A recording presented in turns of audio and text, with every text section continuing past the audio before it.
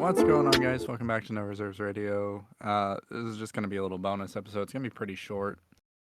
Just Angelo and I tonight. Austin actually, he, he's been on a house hunt for a little bit, and they finally found the one. Did all the fun house buying things. So I have a question Yeah, for go ahead. you. For me. With Austin buying a house, that's going to have ramifications on other games. Are we or are you open to / want to do a no reserves 2K? No Reserves 2K. What do you mean?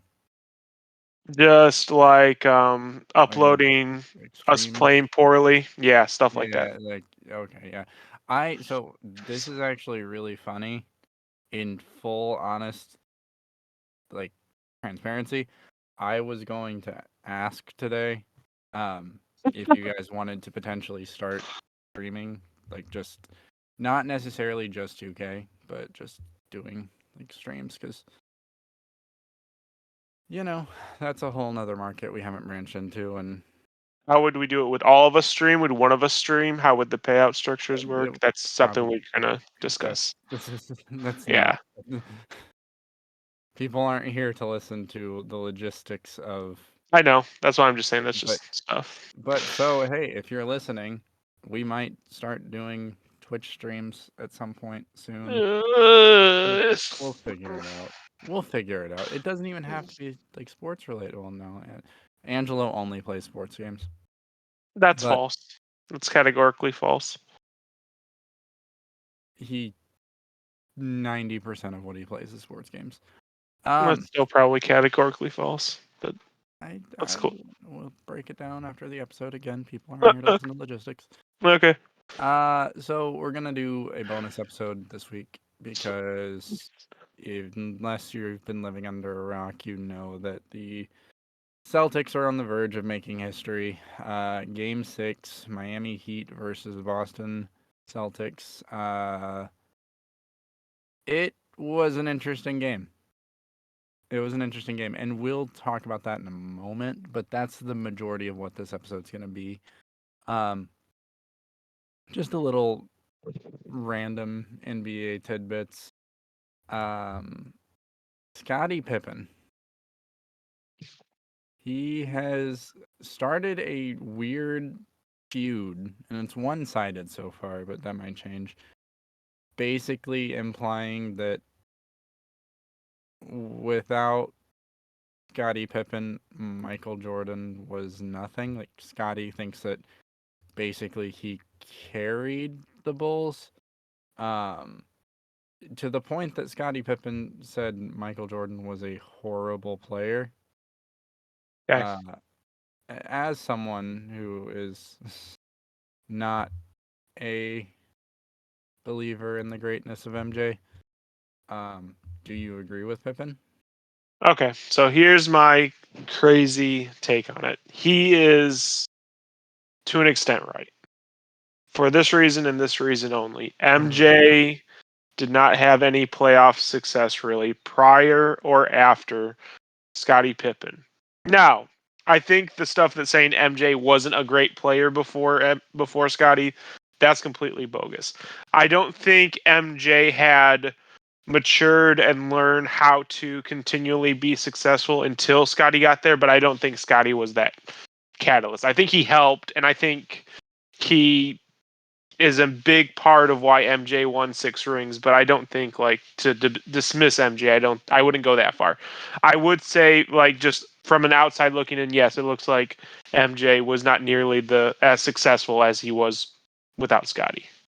Do you think that this all stems from the fact that The Last Dance kind Yes. of downplayed Scottie Pippen's role in those Bulls teams? Yes, Do you 100%. think there's just frustration here? Do you 100%. think he actually necessarily believes these things, or is it just, he's upset that MJ basically made him look like more of the sidekick than what people even thought he was? hmm No, I think there's definitely some hard feelings going that way, and I think he might have over exaggerated his statements because of those hard feelings. But I do think deep down he believes that, without him, MJ wouldn't be known as the greatest player of all time. And I, in some ways, agree with him, but I think he took it a little too far. I think he's a little bit too in his feelings. I just don't. There are players that transcend the game, Hmm. whether we like them or not. I think to call him a horrible player No, is where you lose all validity. Like no. for the vast majority of his career, have despised LeBron James, but I would never once call him a horrible player. I think during his prime, he was a bit of a baby and would, you know, try to sell calls that weren't there. But to say that he is a horrible player would just be insanity. Um, Outside of that, there's actually really not a lot going on in the NBA right now. We're all kind of still reeling from Game 6 last night. Um, there Yeah, there are some free agent rumors, roster personnel changes. There's a lot of rumors like that going on. I just don't really want to touch them until we get to the off season because so much can change between now and mid June, early July. Um, so we'll talk more about that as we get closer to the draft, free agency, the moratorium, all that. So Angelo had to be up early for work, so he missed the game live. it's I will say this was one of the stranger games because it felt early on like Boston gonna was going run to away run with away it. with it. Yeah. Yep. Yeah, it felt like Boston was going to run away with it. Miami brought it back. Hmm. It Boston came out after the half and it seemed like they had put the pieces back together and they were going to, run away with it again and then just towards the end of the game it just got so close and grindy. Um so Austin and I were in a party together watching the game Hmm. and at the end of the game and I regret doing this. I had to go to the restroom, so I got up, went pee, all that fun stuff. And as I'm washing my hands, I've got the game, like the box score pulled up on my phone. And I look down as I'm washing my hands, and it says uh, Heat 103, Celtics 102. And it says 2 seconds left. And I'm like, well, that's the game. Like, that's the series. Like, Boston didn't come back. As I'm washing my hands, all I hear is my name start being screamed from the TV. So to come back and find not only one, Marcus Smart took the final shot, which is just you've got Jalen Brown, Jason Tatum, uh, Derek White, um, so many players on this team that could take that shot, and Marcus Smart's the one to take it. And I'm not taking anything away from Smart. He had a decent game. He had 21 points, 7 for 15 from the field, but 4 from 11, 4 for 11 from three. He was shot chucking, but all of the Celtics really were. Tatum was 0 for 8 from deep. But to hear that Smart took the final shot was kind of jarring. And then to watch the replay, because that was when the replay started, was after I asked Austin what happened. And to see Derek White basically one touch the ball towards the rim. Like there's drills in like soccer where you're trying to control the ball after it's been in the air and you try to drop it on a spot in front of you using your foot or your chest or whatever, and you try to hit that same spot. Um, that's what it reminded me of because it was just so quick. And at first, I wasn't sure that he had got it off on time. Um,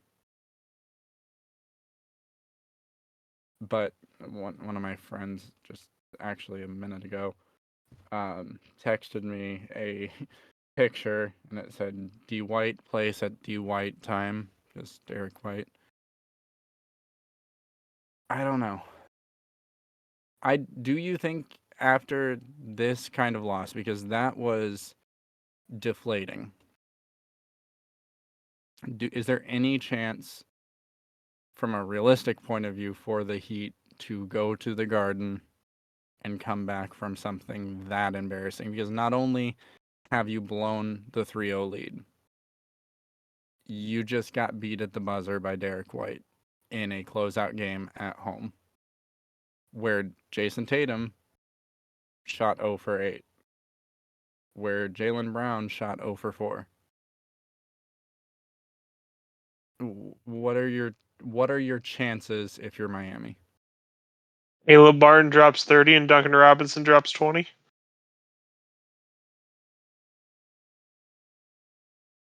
And in the Garden? Yeah, I mean that I can't like I said I was never fully off the Boston. I said I was likely wrong, but I was never fully off my pick of Boston.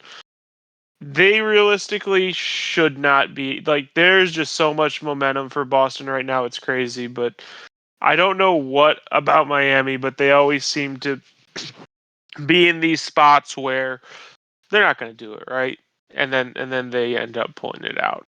Like if you told me this was going to be like a grimy game the whole way, there was going to be very limited whistles, and Miami ekes it out, I wouldn't be surprised. I fully expect Boston to win, but I mean it wouldn't be the craziest thing Miami's done this playoffs. Um, in that same vein, and I guess we'll revisit this after the series concludes because that will put spin on the concept. Hmm. This has to be the greatest buzzer beater you or I have ever witnessed, right? Like at Pretty up least there. the most important. I can't think of one like the Kawhi one, sure,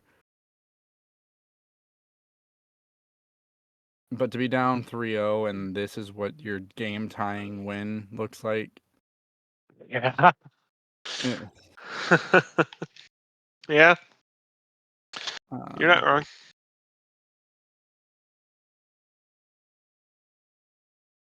I just don't see a world in which a team that is relying on Gabe Vincent, Max Strus, and Caleb Martin and the ghost of Duncan Robinson, um, relying on those players to go off is a legitimate threat to the NBA Finals. And if they do make it, I think we're in for one of the most boring finals. Just because, again, I don't. The reason the Heat were in this game was Jason Tatum shot 0 for 8 from 3. Jaylen Brown shot 0 for 4 from 3. Like, if you look at the shooting splits, the Celtics shot 43%. The Heat shot 39% or 35% from the field. But when you flip it, the Heat shot 46% from 3. The Celtics shot 20% from 3. So that's kind of what I've been saying. Like, I'm not going to take anything, like, I'm not meaning any disrespect here, but the Heat have been at the right place at the right time because it's not so much that the Heat have played stellar basketball, it's that the Celtics have played really, really mid basketball for the past couple weeks. Um, so, side note, Marcus Smart was in -10 and Bucks plus minus. Would you give Boston a better chance to overthrow Denver than Miami? Oh, absolutely. I don't think. I think if the Heat go to the finals, I think it's over in 5. I just don't like the Heat do not have the weapons to stop the Nuggets. And I know we've been saying that, but the Nuggets are not struggling. They're not getting taken to 6 and 7 games. They are running at full cylinder. it's a whole different beast. I think the Celtics, if this is their moment of figuring things out, this was uh, turning the corner for them. And I think going into the finals, they are in the best spot they possibly can be. Um,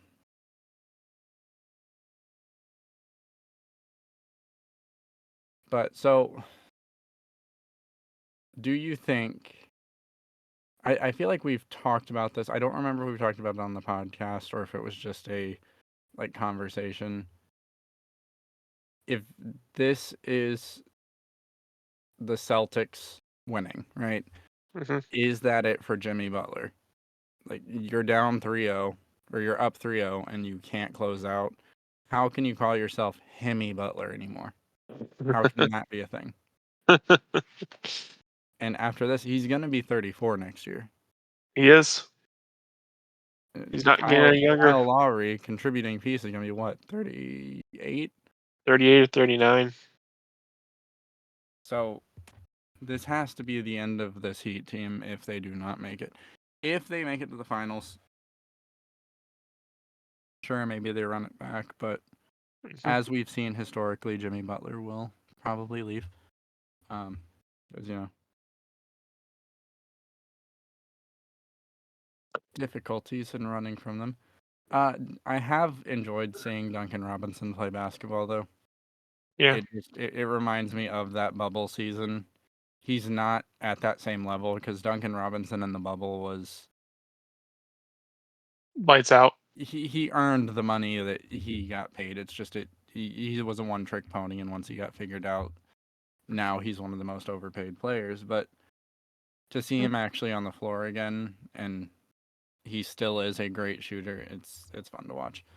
Um, Adebayo 4 for 16 from the field. That's scary to me, especially moving forward if you're about to go against Nikola What Jokic. What did you think about Adebayo point center? I mean, I've always supported that. He's done that on and off throughout his career. Yeah, Um, because he's basically he's just a really big small forward is the way to look at it. He has handle. Um, he's got foot speed. I don't think he's got the vision necessarily to be a point center, as we've lovingly called it, but hmm I don't mind it. I think it's a good change because realistically, he's probably better than Gabe Vincent as a point guard, but that's because it's Gabe Vincent. That more highlights my concerns with this roster as a whole and how we have to say, oh, Caleb Martin, he's going to be the game changer. Caleb Martin should not be your game changer. If Caleb Martin is your game changer, there's a problem that you need to fix.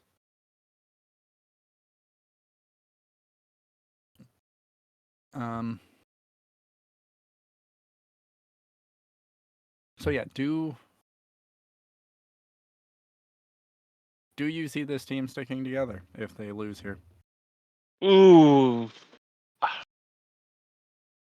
in ooh man, probably not. I think they have to make some kind of adjustment if they lose here. I think that Yeah, I don't know how you blow a 3-0 lead and not make a major adjustment. yeah. I think honestly they've gotten the most out of the roster, but Yeah, they got blood from a stone here. they did. But I Like I'm think not. you you need to do Eric Spoelstra the service and get him talent because honestly, I think with even just a slightly better roster, they would have closed out this series Okay, so so far this already. I know wasn't in the podcast. We were playing NHL and we were talking about this. Hmm. Um, so Celtics or Heat, they blow a 3-0 lead. Yep. They get beat. So they essentially get swept, right?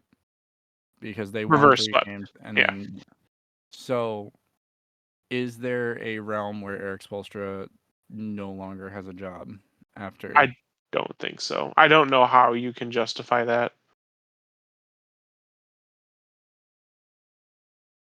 I mean, I some mean, players. as an owner or as someone making that, unless Eric Spoelstra wants to step down himself, but as an owner, how can you look at Boston's roster, look at your roster, and go, "Yep, we should have won that." I just But when you've got players that have some pretty extreme and colorful egos, and you're the owner, does it not fit to then say, no, this wasn't Jimmy's fault, this was Spolstra's fault? Like, Spo, get out of here. Like, there's an optics side to it, too. Even there if is. realistically we can say, Spolstra didn't have anything to do with this. The roster was who it really was for the past 3 games and potentially the last 4 games. So I could see a world in which Spolstra is no longer the coach. Um, and I could see, obviously, significant roster changes because there's no way Pat Riley is looking at this team and going, you know what, this is the team we want. Because we can sit here and say Heat culture, and you just have to buy into the Heat culture, and that's all we care about is Heat culture, Heat culture, Heat culture. Hmm. But someone has to consistently be able to get you a bucket. And if that person is only Jimmy Butler, you're not going to make a legitimate run. Do you think that this playoff series gets? This is actually going to be a pretty long list of players: Max Strus, Gabe Vincent, or any of the supporting players that honestly had probably no right of like just I remember like watching and just seeing a shot of Max Strus next to Tatum, and I was just like, I don't know how this happened. But do you think that it gets these people paid maybe more than than they're worth? Homie? Yeah.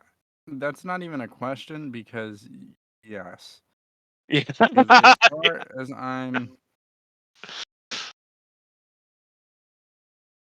far as I'm aware, as of last season, yeah. So as of last season, Timothy Mozgov was still collecting a very generous NBA contract. Uh, From the Matthew Lakers. Dellavedova, uh, Austin's favorite player of all time. If you have a good playoff run and like there's like a fan service there, Austin Reeves is a good example. I think Austin Reeves has been very good, but I would like to see it consistently over a year or two before I'm shelling out a major contract. But the problem is, someone will give him that major contract, so you have to give it to him, because otherwise he's just going to go somewhere else. Yep, I think that also is going to happen with the Gabe Vincents and Max Struses of the world because it's what have you done for me lately syndrome, and we are all guilty of it. But for sure. they've had good playoff runs.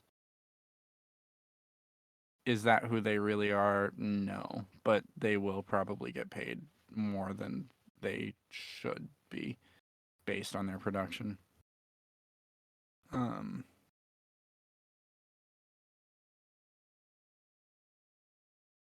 I don't know. That's really all I got until tomorrow.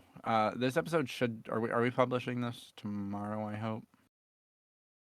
Yeah, because our official episode just posted today at 6 a.m. So yes, we'll be Okay. this will come So out tomorrow at this will 6 be a.m. before the game. So this will be before the game. So Yes, we might do multiple bonus episodes this week because we're gonna have to.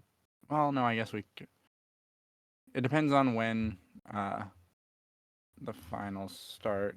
Because I want to get an episode out before the NBA finals, and I think that might be before next Sunday. So it starts June 1st. Okay. Uh, so that is 3 days from now. Um, so yeah, you get an extra episode this week because I do want to get an episode out before the finals start. One for predictions, but two, I want to wrap up this series. Because right now we're making assumptions about the fact that the Celtics basketball is a game of runs, and they are on one, and the Heat are on the other side of it. And the Heat also just had one of the most deflating things that can possibly happen to you happen to them. So, and this really does benefit the Nuggets because when was the last time the Nuggets even played basketball? They have been resting and getting ready, and whoever wins this series, because they play tomorrow, which is the 29th, we've got the 30th, the 31st, and then we're right into the finals. They're not getting a lot of time to recover from a 7-game series. So the last time the Nuggets played was a week ago. They last played on the 22nd. So there's a huge benefit there for the Nuggets to, heal up some of those bumps and bruises that come with playoff basketball. And that'll definitely play into my predictions. I don't know if it will yours because I don't think you get into as much the meta side of things. We'll see. It depends who wins this series against Boston and Miami. I might alter my pick if Miami isn't there. We'll see. I'll get there when I get there. Interesting choice of words. Uh,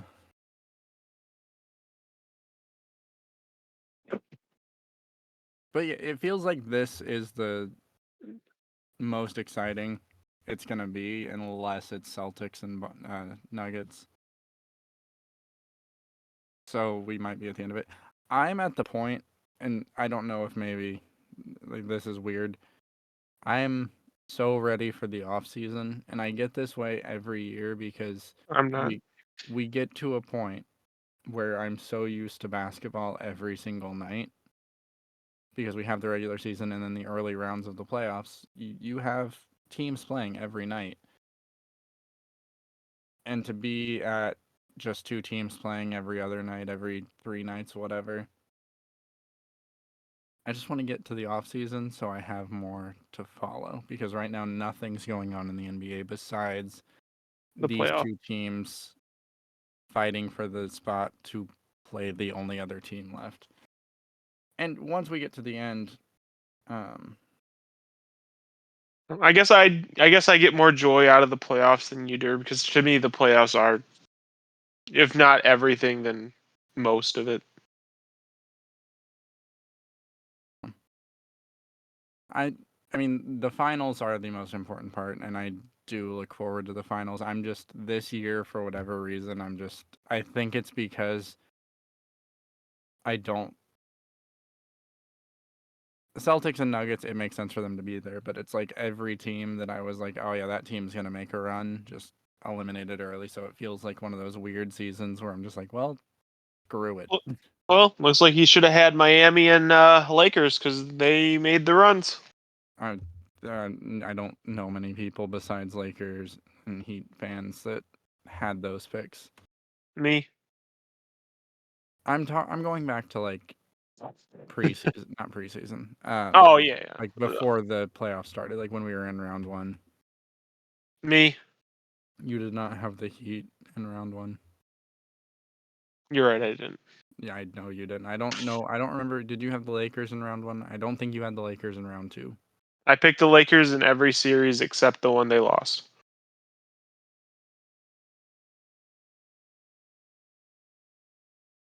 Well, that's all I can think of to talk about tonight. Really, just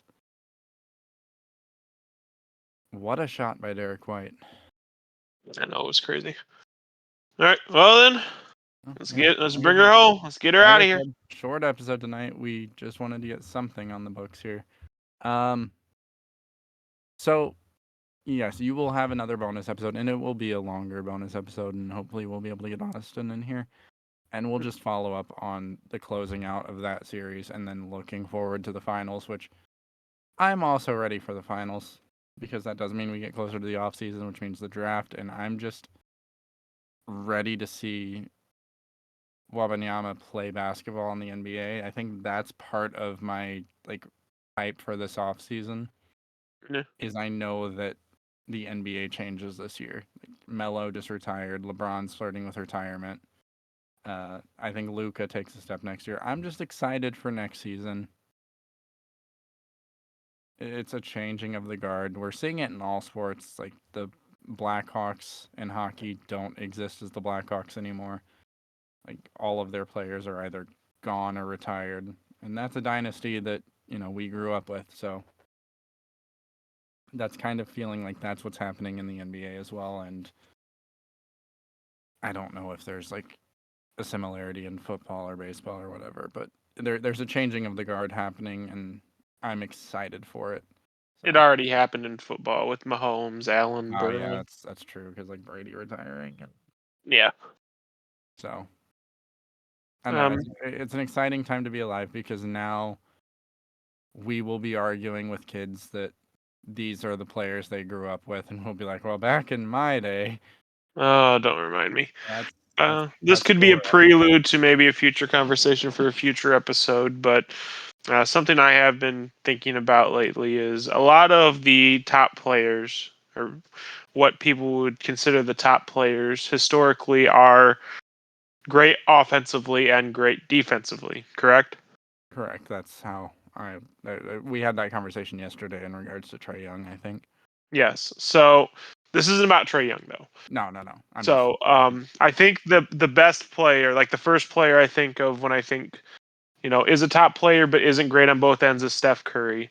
Do you think that is going to hurt Luca's chances of maybe cracking? This is way down the road, but Luca cracking like top 3 all time?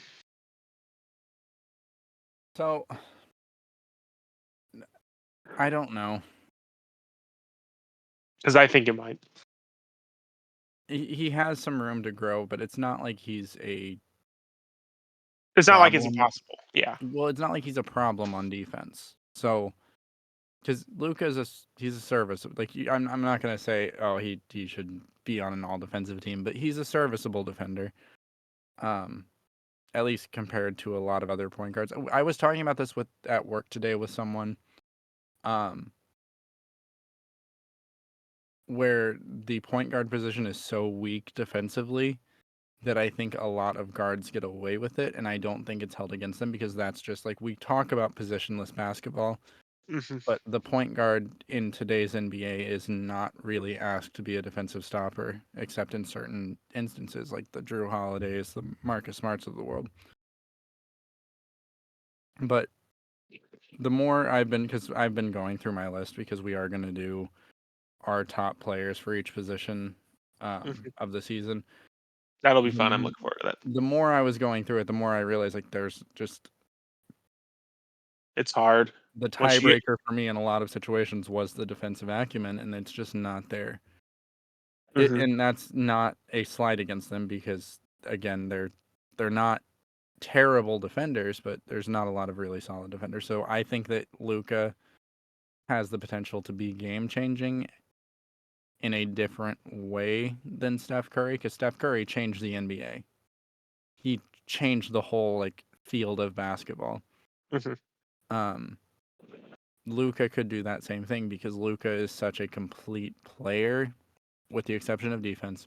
He's an elite rebounder, elite playmaker, and he can go drop 50 on you and not even break a sweat. Um, and so that's why I think it will be if he keeps up the same production, it's he'll be a top 5 player, maybe top 3. Um,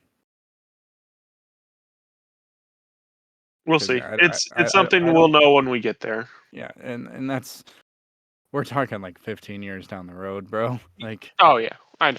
he could come back next season, lose a bunch of weight, and suddenly be, you know, a defensive player of the year candidate. Like you never know because he's got the size for it. Trey Young is 5'7" on a good day. Yeah. Not 5'7", 5'11" on a good day. Um, Size plays such a crucial part in defense, and Luca has the tools. It's just he hasn't thus far needed to use them. But with those players, they're able to make the reads. Um, So we'll see. Um, it's I think Jokic is a player that by the end of his career we're definitely going to be debating top 5.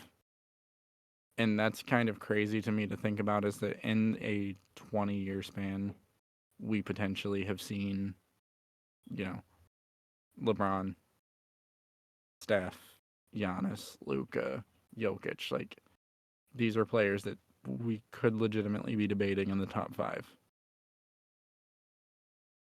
Well, already there in the cases of LeBron, but Yeah. and maybe even Steph. Steph, if he's not there, he's really fucking close. Yeah, he's top 10 for sure. Yeah. And again, he literally changed the NBA. Not just the NBA. I keep saying the NBA. He changed basketball. Hmm. I don't know. So yeah, we will have another episode up either the day after. It won't be the day after. We will have an episode up at some point this week before the finals start. Um, as a bonus episode, it'll be another short episode. Hopefully, this one was short. I have kind of lost track of time here. I normally have a timer running, but yeah, just a little short filler episode, just to fill the gaps, and hopefully Austin will be with us next time, because Austin is lively when you and I are not, and I don't know if you can hear it, but I am exhausted, and I'm sure you are as well. Um, but that's all the time we got. So join us later in the week, and then again on Sunday. Follow some of the socials, all that fun stuff. Leave us a like, subscribe, comment, those fun things, and we will see you later.